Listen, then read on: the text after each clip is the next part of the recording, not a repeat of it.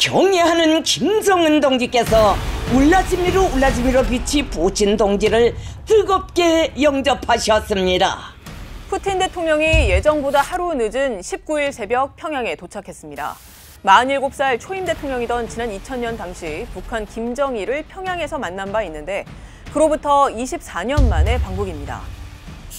북러 두 정상의 이번 만남이 이루어지기 오래전부터 미국 등 서방에선 극도로 경계하는 모습을 보이고 있습니다. 지금 보시는 건 6년 만에 공개된 미 스텔스 전략 핵폭격기 B-2 스피릿입니다. B-2 스피릿이 앞장서 날고 F-22 랩터 전투기가 좌우와 후미에서 호위합니다. 각각 세계에서 유일하게 전력화된 스텔스 핵폭격기 그리고 현존 최강의 전투기입니다. 이른바 용감한 방패 2024 훈련 일환으로 폭격 연습에 나선 건데 미국이 이 B-2 스피릿 영상까지 푸틴 대통령의 북한, 베트남 순방에 앞서서 공개한 건 경고의 의미가 다분하다는 분석이 나옵니다. 북러의 군사 밀착 결코 좌시하지 않겠다는 의미라는 겁니다. 실제 미 당국자들도 공개적으로 연이어 경고 메시지를 보내고 있고 북대서양 조약기구 나토에서도 우려의 목소리가 나오고 있습니다. And we'll continue to do everything we can to cut off the support that countries like Iran and North Korea are providing.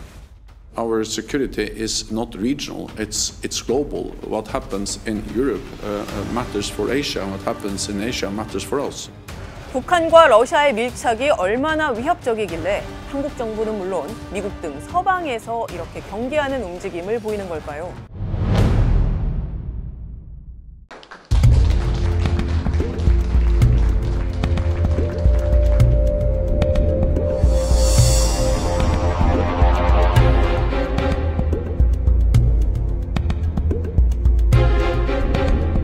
많은 전문가들은 공개적으로 드러난 부분뿐만 아니라 북러 양측이 공개할 리가 만무한 서로 물밑에서 합의했을 군사 거래에 주목하고 있습니다. 앞서 주요 7개국 G7 정상회의에서도 경고했지만 러시아가 북한으로부터 계속 무기를 제공받아서 우크라이나 전쟁을 계속 소모전으로 끌고 갈 동력을 얻게 된다면 그만큼 전쟁이 장기화될 뿐만 아니라 정세의 불확실성도 커질 수밖에 없습니다. 북한과 러시아는 모두 인정한 바는 없지만 지금까지 북한이 러시아에 지원한 포탄만 놓고 봐도 180만 발에 이르는 걸로 추정되는데 앞으로도 더 많은 양의 포탄을 줄 걸로 전망됩니다. 우크라이나 국방부가 최근 영국 우크라이나 국방부 컨퍼런스에서 발표한 바에 따르면 러시아가 전쟁에서 사용한 포탄 가운데 60%만 자체 생산하고 나머지 40%는 북한, 이란으로부터 받았는데 이 수입 포탄의 90% 이상은 북한산인 걸로 알려졌습니다.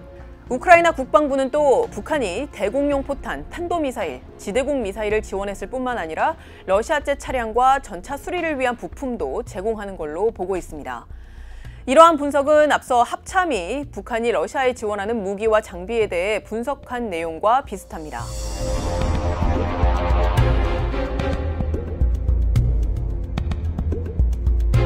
문제는 북한이 그 대가로 뭘 받느냐는 논의로 나아가기 이전에 이미 북한으로선 구형 무기체계의 탄약들을 치우는 것만으로도 곧 구형 무기체계를 신형으로 업그레이드하는 기회를 얻는 것이나 다름없다는 점입니다.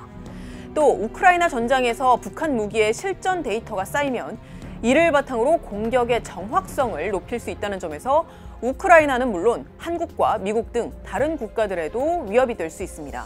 실질적으로 우리한테 가장 위협적인 거는 KN-23이라든지 KN-24 그리고 초대형 방사포와 같은 신형 전술 유도무기인데 이러한 무기체계의 특징은 뭐냐면 전술핵을 탑재할 수 있어요. 그런데 이제 이러한 무기체계가 만약에 러시아로 건너가서 실제 우크라이나 전쟁을 통해서 그것이 검증되고 고도화가 된다면 우리한테는 아주 심각한 상황인 거죠. 북한이 러시아로부터 받을 수 있는 건 무기 판매 대금은 물론이고 이런 것들도 가능합니다.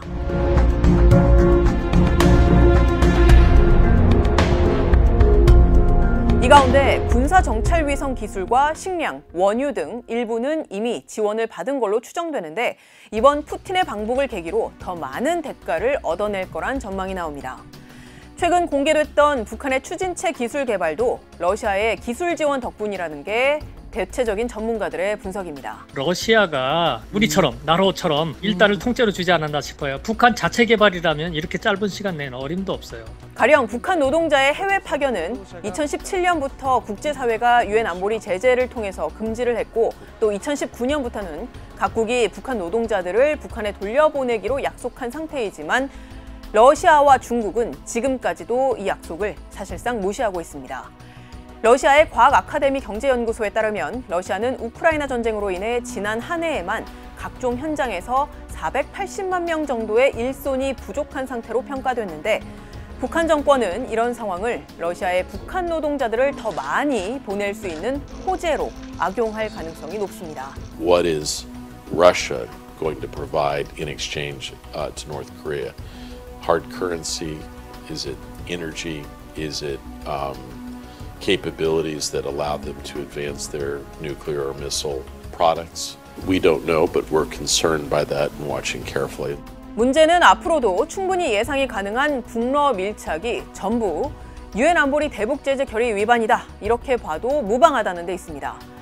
북한은 물론이고 유엔 안보리 상임이사국인 러시아가 함께 반미, 반서방 블록의 핵심 축을 자처하면서 서방의 제재를 무력화하려는 모습 자체가 우려할 만한 상황인 겁니다.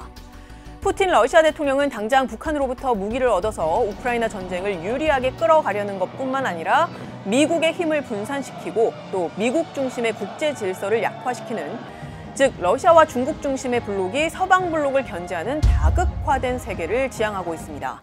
이러한 푸틴 대통령의 목표 인식은 18일 노동신문 일면 기고문에도 드러나 있었는데 북한 관영 매체들도 이러한 기조에 보조를 맞췄습니다.